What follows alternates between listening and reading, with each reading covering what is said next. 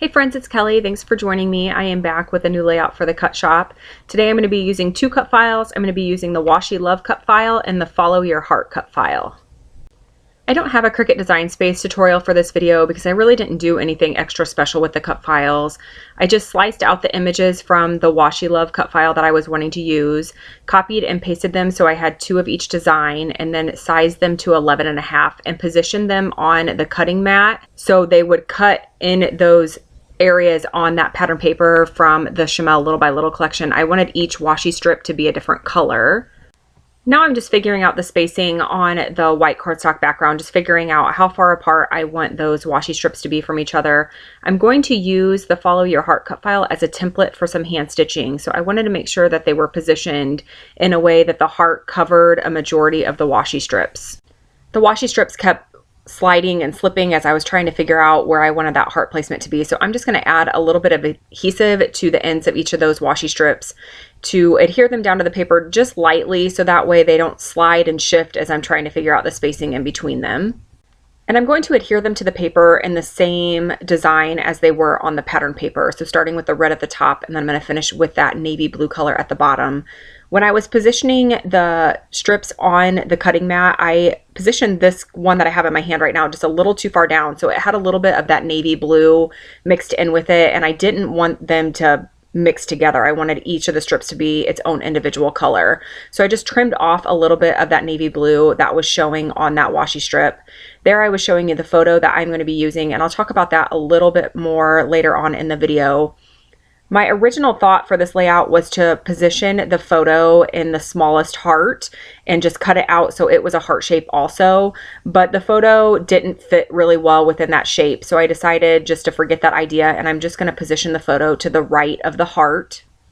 Okay, so I'm happy with the washi strip placement, so now I'm going to move on to the hand stitching, and I'm just going to use my hand to hold that Follow Your Heart cut file in place, and then I'm going to use my piercing tool and pierce along each of the hearts in that cut file. As I mentioned, I'm just using this as a template for the hand stitching. And as you can see on the layout, I have 6 washi strip papers on the white cardstock background, and I want to have the same number of stitched hearts because I'm going to use the same color embroidery floss for the hearts as I use for the washi strips. And I'm going to show you in just a second how I solved this problem. I'm actually going to go ahead and get the first heart stitched. So here you can see that I've stitched it in the red color. And then I went ahead and I cut another cut file. It's the same Follow Your Heart cut file, but I cut it just slightly smaller.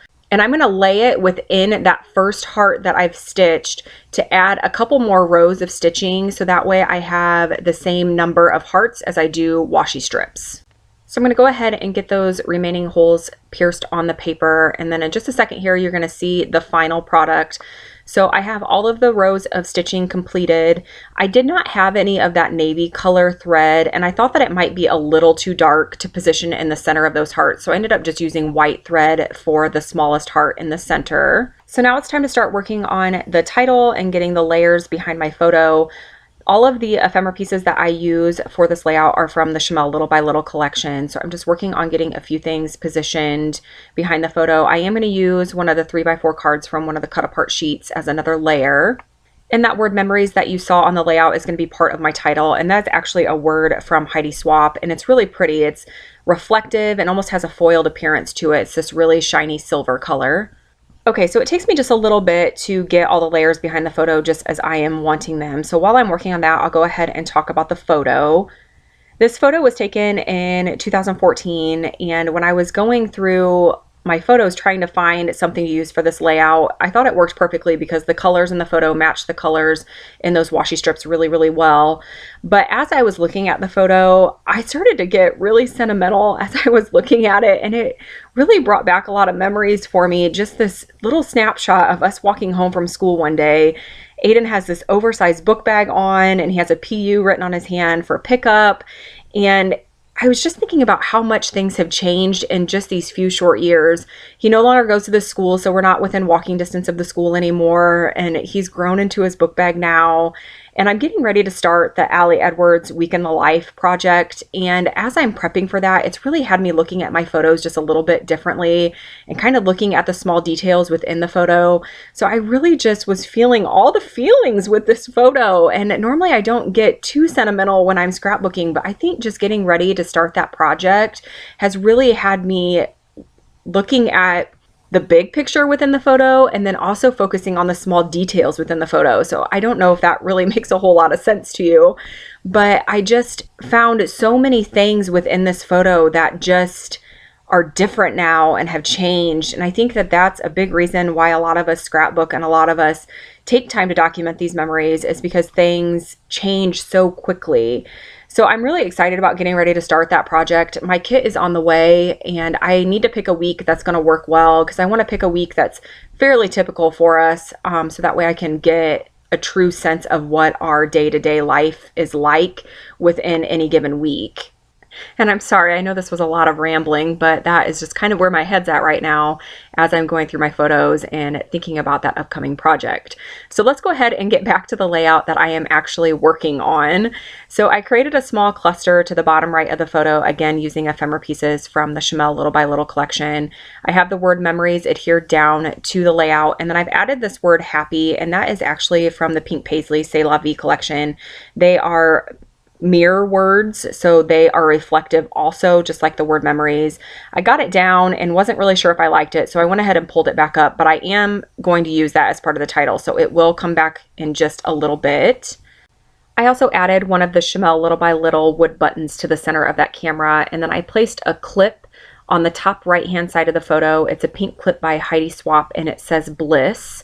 Now I thought about adding some of these pink fresh puffy sequins, but I don't end up using them. And as you can see, I did add the word happy back in for a portion of my title. So now I'm just trying to figure out if there's anything else that I want to add to the layout. I don't do a lot of embellishing on this layout. I felt like the washi strips and the hand stitching made it busy enough, and it was plenty colorful with all of those added elements. So I decided just to pretty much leave it as is. I am going to add some journaling underneath that navy strip. So right now I'm just seeing how long I need the paper to be, because I am going to run it through my We Are Memory Keepers typecast typewriter. And I had actually considered not adding any journaling to this layout because I felt like aesthetically it might take away from the layout.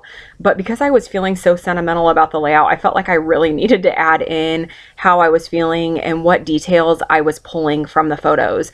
So I actually included the photo date and then the journaling date, because I feel like sometimes, depending on when we journal or when we scrapbook our layouts, our perspective on the photo can be slightly different.